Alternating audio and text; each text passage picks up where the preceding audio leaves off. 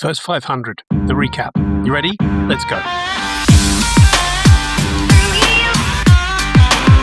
Reviewing portfolios isn't new to me. Over the last 30 years, I've done it for Fortune 50 brands and world-class agencies all over the world.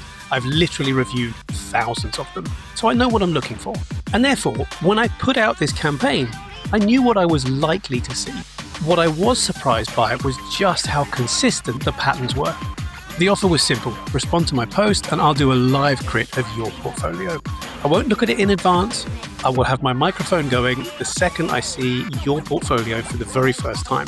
So you get to hear my thoughts as a hiring manager the second I see your work. I said I would do it for the first 500. I ended up doing it for 620. What are you going to do? And looking at all of these portfolios, I saw the same things coming up again and again. So today I want to share exactly what I saw. 3 patterns that showed up over almost every portfolio, and 3 things that you can do on your portfolio to improve it today. So let me start by what was there, because the patterns were pretty consistent. The most common thing I saw was too much. Too much work, a wall of information, no structure, no curation, just everything thrown at the screen. And I understand that instinct. You want to show everything that you've done and you're capable of. But what it actually signals to the hiring manager is the opposite of what you're trying to convey, because it actually says, I haven't yet made a decision about what matters. The second pattern was surprising. A lot of people have worked with really impressive brands, but buried it. Not a logo in sight on the landing page, just text buried in the case study somewhere. If you have permission to show that work, show it. A well-placed, recognizable logo communicates instant trust that a big brand has put in you. And that communication of trust and credibility is delivered in half a second with a logo. Don't make me dig to find that. And the third pattern, and to paraphrase any AI output, and this one matters, was most of the portfolios look the same. Now, that isn't automatically a problem. But when everything looks the same, the only thing that separates you is polish. And most portfolios weren't quite there yet. So here is what I would actually change. And I would do all 3 of these things this week if you're actively job hunting. First one, ruthlessly reduce. Cut down the number of pieces in your portfolio to your best 3 or 4 tops. Not 5, not 8, not 10, 3 or 4. Here's why. For hiring managers looking to fill a role, especially right now, even after the initial filtering, they're still maybe looking at somewhere between 10 and 30 portfolios for one role. You have about half a second to make an impact on them, to make them stop and stay longer on your portfolio. Half a second.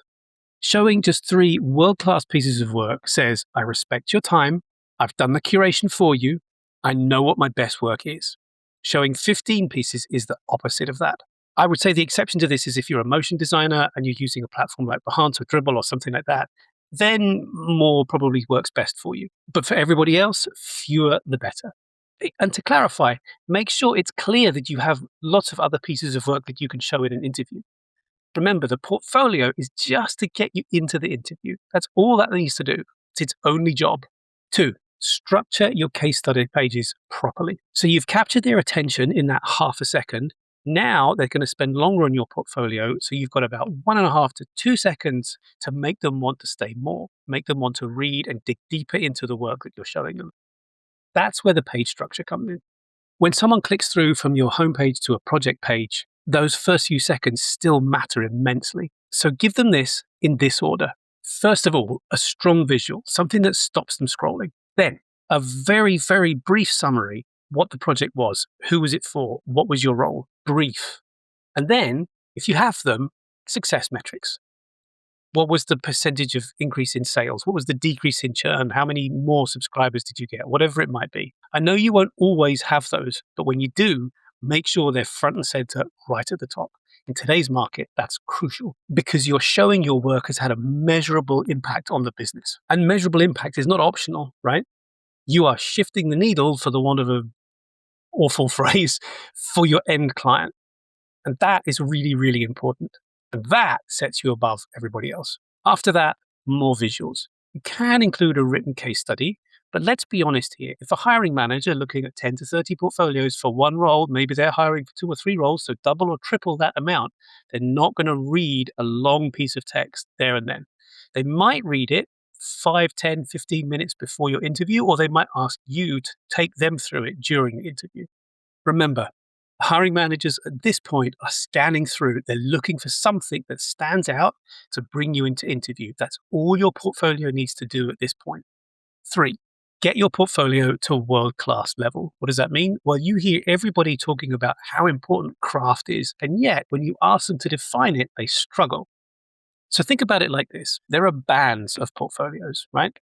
Meh, good, really good, solid, great, world-class. And world-class is what makes the hiring manager stop. What does world-class even look like? Every single thing is considered. Your typesetting is perfect. The kerning is right. The hierarchy is clear. Your visual choices are intentional. Nothing is accidental. Nothing is nearly there. It's polished beyond what most people would bother with. It's that last 1% of effort.